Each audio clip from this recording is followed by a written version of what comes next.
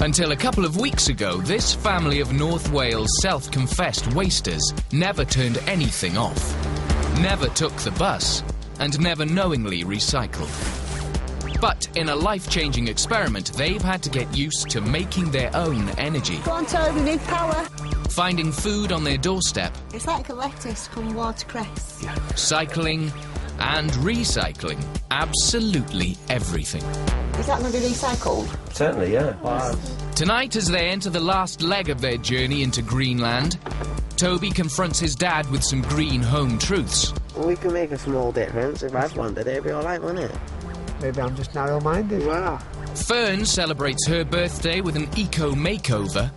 I have scoured the charity shops to make you the belle of the ball for your birthday. And a surprise visit from family friends threatens the love, peace and harmony. That's not food. I've sicked up nicer looking stuff than that.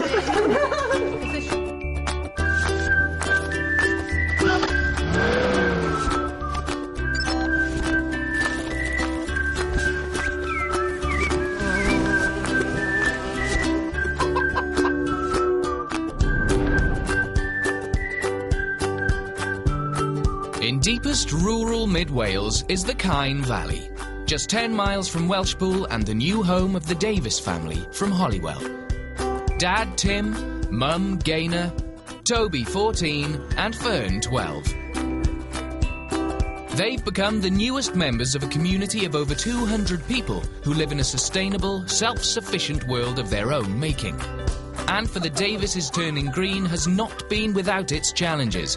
We ate vegetables! What absolute load of garbage. As they enter the final weekend of their eco-experiment, will they finally embrace their inner hippie? Yeah, I wanted a hippie name like Sunshine or Moon or Sky or something like that. So I think I'm going to have to give myself one.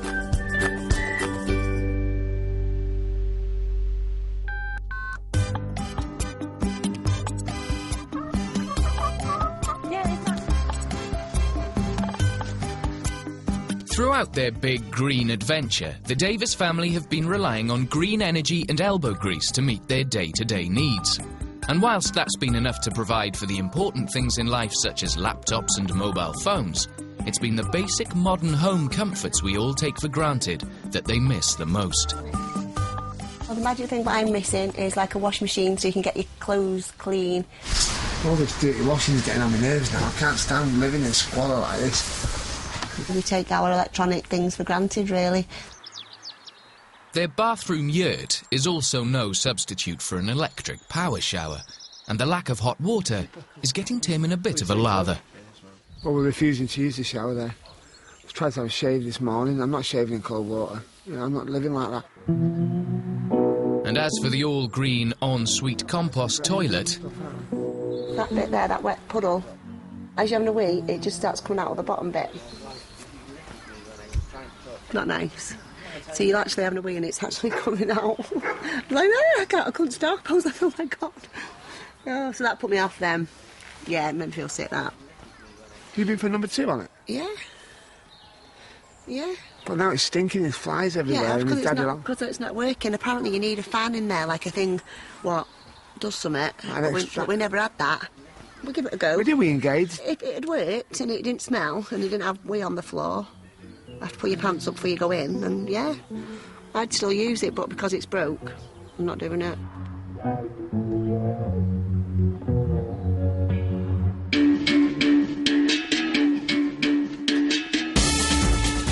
But enough of the tiresome domestics. There are bigger and better things for the Davis family to attend to. This weekend, the Kyne Valley Green community are holding an all-singing, all-dancing, all-green fair. And as honorary members of the community, the family are more than happy to lend a helping hand out. I don't even know about the workhouse. There's an event on at the weekend. Take one of those leaflets from the workhouse. We're down there now at the moment. Like, there's going to be a craft fair if you're interested in going. I'll see you down there. I'll buy you a brew. With hundreds expected to attend, it's the perfect opportunity for the community to spread their green message to the general public. As the family's green guru Steve Jones explains. The message is so not. You have to be green, you have to live in the countryside, and grow your own veg. That is not the point. It's about starting from where you are with what you have got.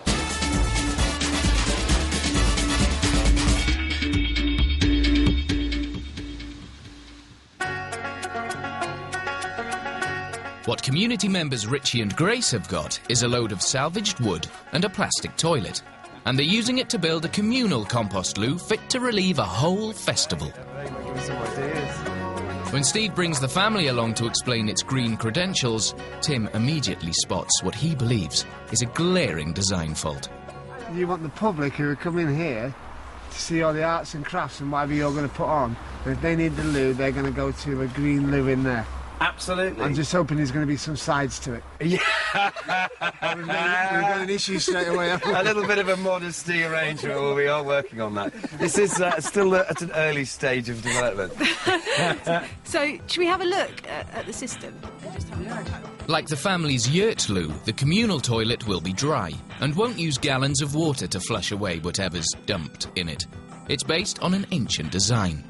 But this is the most basic type of toilet. It goes right back to sort of historical toilets. They were all like this. It's only recently that flushing drinking water down the toilet became popular, that we've suddenly got this kind of aversion to using dry toilet systems.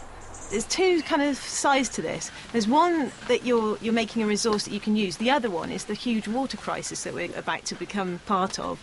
And if we're flushing 6 litres of drinking water down the toilet every time we go to the toilet, that's masses of water that we just don't really have.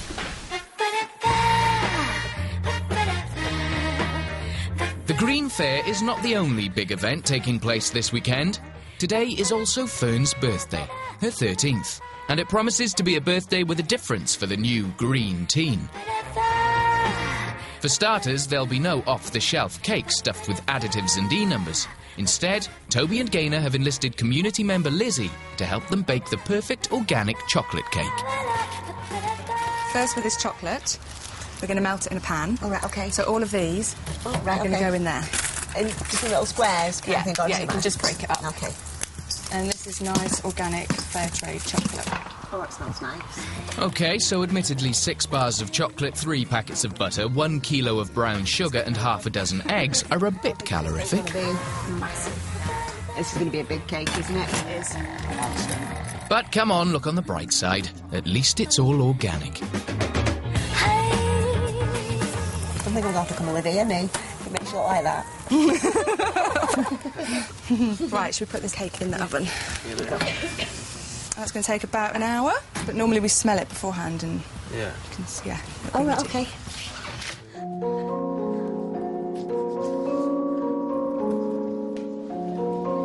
While the cake's cooking, there's another birthday surprise for Fern.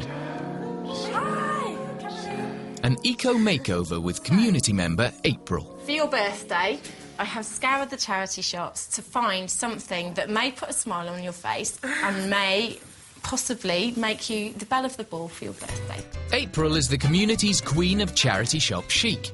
She's been recycling and redesigning second-hand clothes for herself and friends in the green community since she was a teenager.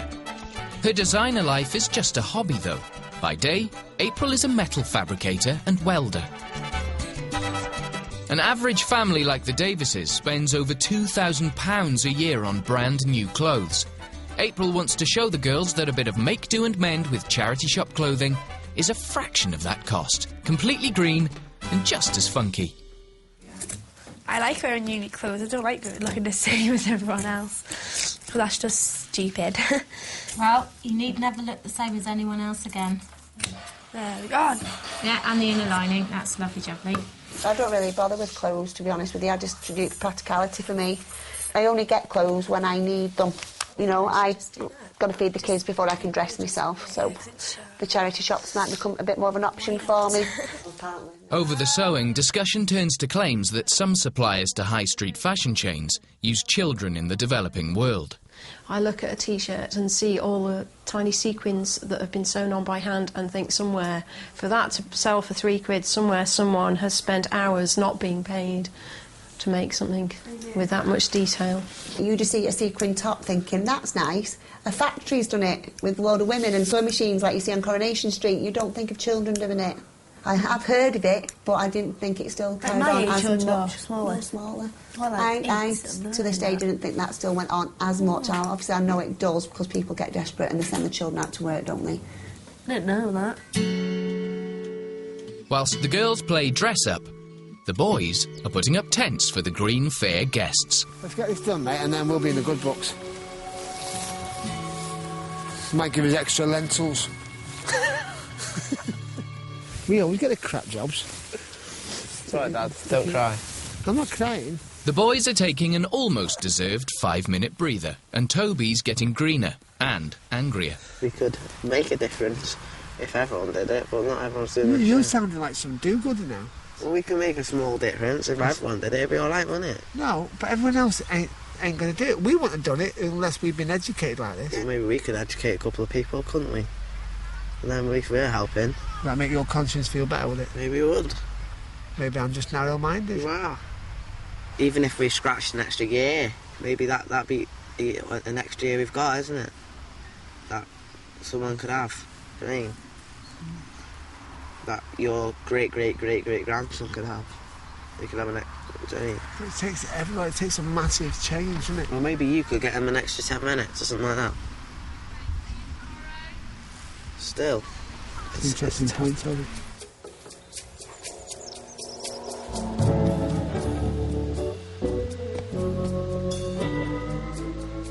The Green Fair gathering is underway, and people are descending upon the Kyne Valley in search of some sustainable fun.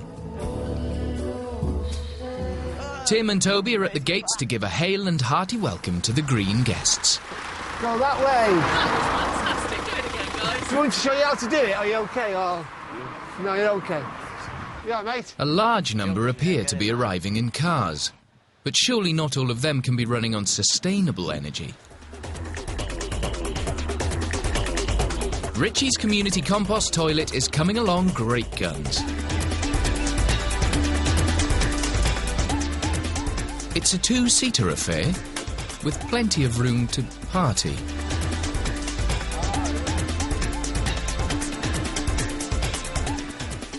Community member Lizzie is selling her own organic homemade chocolate at the fair, and Fern and Gaynor have volunteered to dress up to help boost sales. Wow, you have the most amazing cleavage in there. That is fantastic. I can't wait to see Dad's face. The girls need to look the part if they're going to spread the message that Lizzie's raw chocolate is actually good for you. Oh, 7 years bad luck. It's all right. Oh, no. Ah, not a good start. However, not a lot of people know that the raw ingredient of chocolate, cacao, is a superfood high in nutrients and antioxidants, and a long way from the processed sugar-rich bars we buy in the shops. Oh, thank you. That's really nice. Squib up nice. Seeing as you've been living in a yurt for a week. Go sell the right stuff. Hey, what about this guy? Back at the yurt, Green Living appears to have finally got the better of Tim. Take the straight. Take the straight. I'm ready. 3, 2, 1. Go on. Oh, he's biting back. He's biting back. He's biting back. 1-0 to the kids. Hello. A chocolate brownie, a taster. This is raw chocolate. It's good for you. It's got over 300 nutrients and vitamins in it, and it can actually slim your waistline. Go on, Nick. Oh, you got me. I'm moving.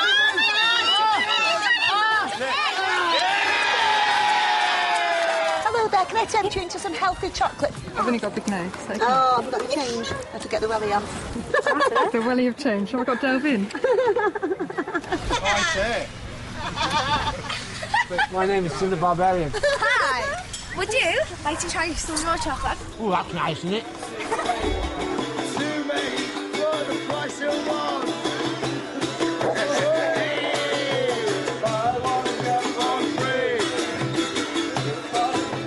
The fair's in full swing, and it's not just green in name, it's also green in nature.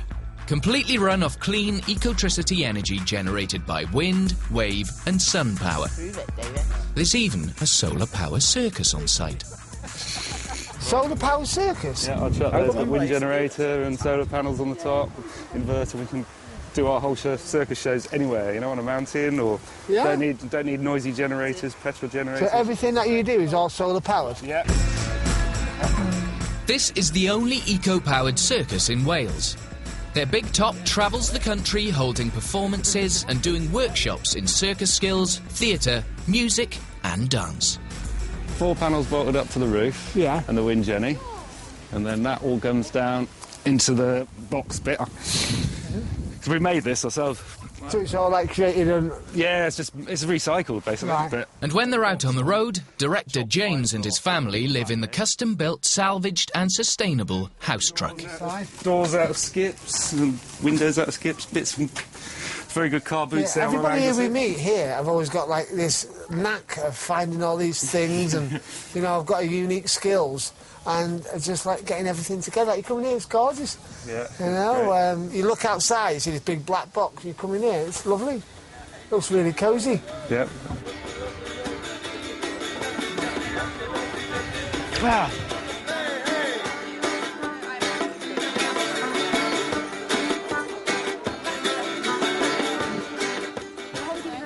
For birthday girl Fern, there's one final treat in store.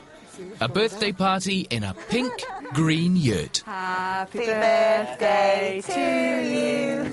Happy birthday to you. Come and sit down here, Fern. Happy birthday, dear Fern. Happy birthday to you. Go on then, Fern, big wish. Oh, sorry. And of course, the organic chocolate cake has sustainable candles.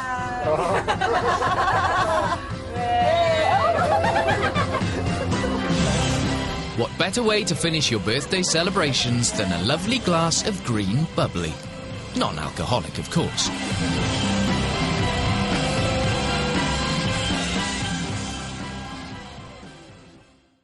Good morning! How's everyone? I'm trying my best. Go on, big boy!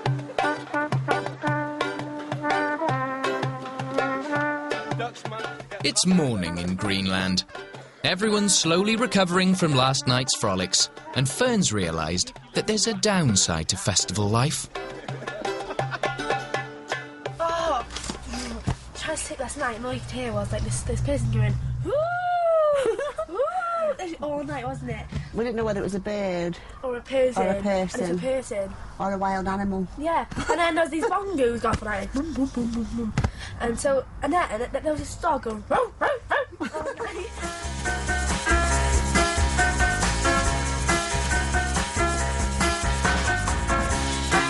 Day 2 of the fair, and the Kyne Valley community are experimenting with their own currency. In the long term, they want to encourage the local community to trade with one another without the need for money to change hands. They're calling their green money the Doliv, named after the former workhouse where they're based. But not everyone's convinced by this funny green money. It's a game, isn't it? It's like Monopoly. It's not real, is it? You know, you can't go down. You can't go down to. Is it, Tom? That's like Monopoly. It's like Monopoly, isn't it? Doesn't mean now. It's just not proper money, is it? It's breakfast time. Tim's hungry, there are burgers on the go, and he's armed with a fistful of Dolivs. But he still wants to know what the funny money's all about. If everybody, all the traders used it, then everybody would have Dolivs. What's the point of signing up in the first place? And so that we actually have control over the money that we use rather than relying upon the banks. Yeah. So if we could use local currencies and local markets, and all money is a token. You know, just an exchange. It's exactly the same. They're exchanging fruit for milk, but it's just a bit of paper and it has a value. It's not even going to work, is it? We're not getting to the question. Not with the system as it is at the moment. But the banking system is not working and the capitalism isn't working. The dollar's working. So in principle it could work. It's just that everybody's got to get on board with it, really. So the bottom line is, are you going to take $1 for a burger? We will. Okay, $1 is £3, isn't it? It is, yeah. So how much are you knocking out your burgers for? £3. £3 for a burger? Yeah. That's coincidental, isn't it? And it's brilliant, isn't it? Yes, please, sir. That's all local meat as well, just from down the road from butchers. Not good for here. It took me 20 minutes to get rid of the dollars. So it's not only me and Toby who think that it's paper money, it means nothing, monopoly money. Everyone else in there, the system stinks, it's not going to work. Everyone wants cash. The dollar is a non-starter. So I've got to break down. It looks quite nice. It's better than the lentils. I'm happy. The festival fires up once more, and there are blacksmithing and wool spinning workshops to be enjoyed. But not for the family. They've been told to go and wait in their yurt. On their last full day in Greenland, there's a big surprise lined up for them. But can they work out what it is? Would a good surprise be? Listen, you've done really, really well. You go to the hotel forever. You can go to the hotel for the rest of the afternoon and the night. Oh, God, I've been made up. Oh, have a nice bath. Not even close. The surprise is that a bunch of friends have arrived from North Wales to enjoy a taste of the family's green life firsthand. And leading the way is Tim's best mate, Chris, a self-confessed green skeptic. You're right. Hey, Scooty's here, sir.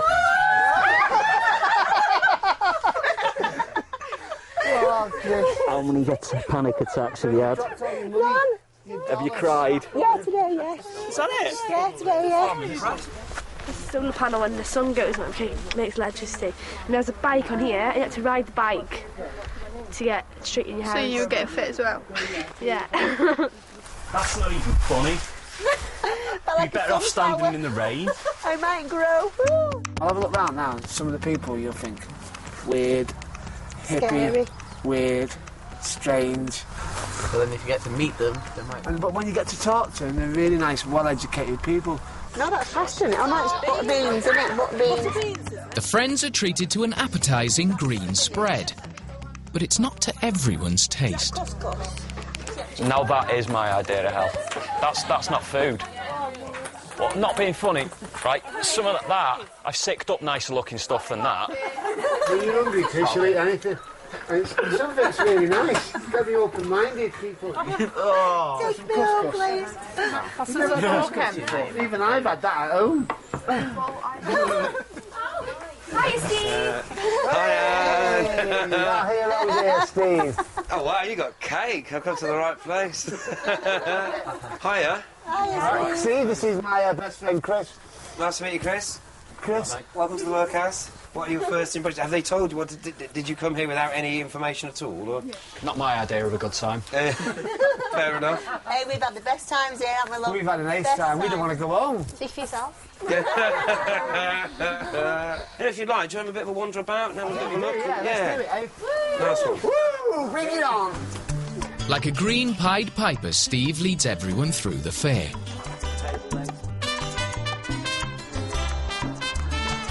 But there's one location Tim's particularly keen to show best mate Chris. This is an interesting concept, Chris. I've been, but I haven't been, if you know what I mean. Yeah, right. I think actually you might be engaged right now, so... Oh, we're going to be horrified now.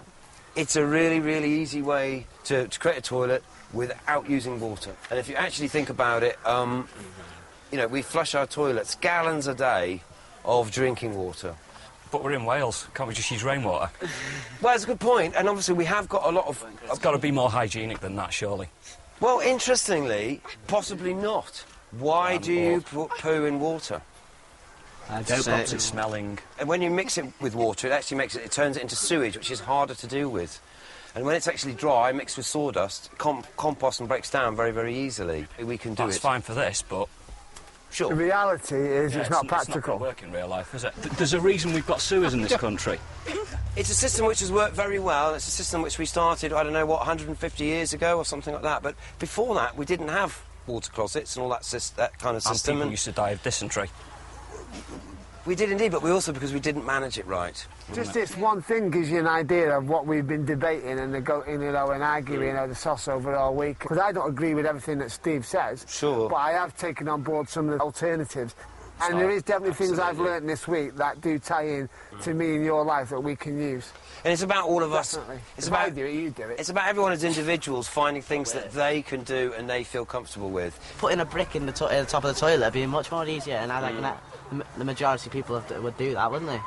If they Most look, water authorities give you these hippos anyway, these little things that Well, we've not even got them hippos, have we? We've not even seen them. What you're really on the nail, Toby, is if you can come up with a solution, even if it's only a small initiative, but that everyone can do it. You've got 60 million people in the UK flushing that much less water each day, that becomes millions and millions of gallons. It's not my job of to water. promote it, is it? Well, no, it's everybody. Like people listen to me. Maybe, yeah, there is. People your age are going to listen to you far more than going to listen to anybody else or some hippie in a striking jumper. They're going to listen to you.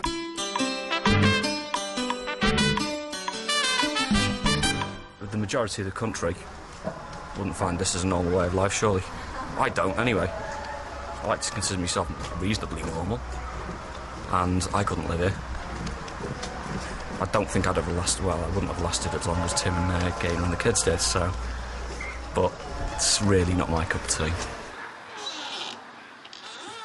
All right, see you guys. See you. Thanks for coming. Chris there, like, he was like me at the start of the week. Well, me most of the week, really. Trying to be smart. No, it's just valid questions and valid things that are on board that affect normal people who live in their world instead of It's just funny, that, this mate. world. Another thing that was significant there was, and you got a big debate going down with Steve there. It was quite intense. Toby had the gonads, you know, to stand up there and put his 2 pence in. You wouldn't have done that 10 days ago. We're not done. You would have just gone to the background and said nothing, but I think it's developed you as a person as well. You know, a lot of positive, good things have come out of this. And it just goes to show that we can hack it together as a family, as a unit. With their friends gone and their eco-adventure almost at an end, the family are soon preparing for one last night in Greenland. Happy birthday, sweetheart. Gotta get the rest of your cake, can't we? Yeah. To get that after. Yeah? Come on then, Trouble. It's also the last night of the Green Fair, and one final chance to party with their new friends. A time to celebrate with a communal dance, a spot of traditional felt rug stomping, and some fiery folk.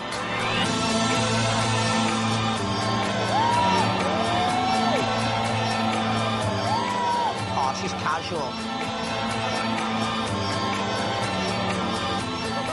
I like it, and the fire's good as well.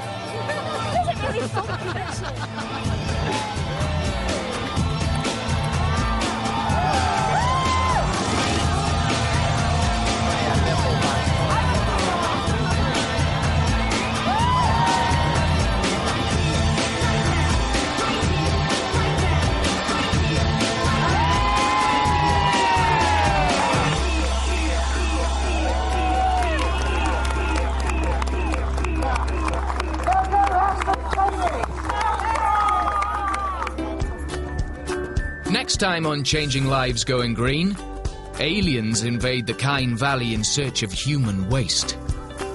When it comes to poo, we're your men. There are tearful goodbyes to Greenland. Thanks ever so much from the family, it's been brilliant.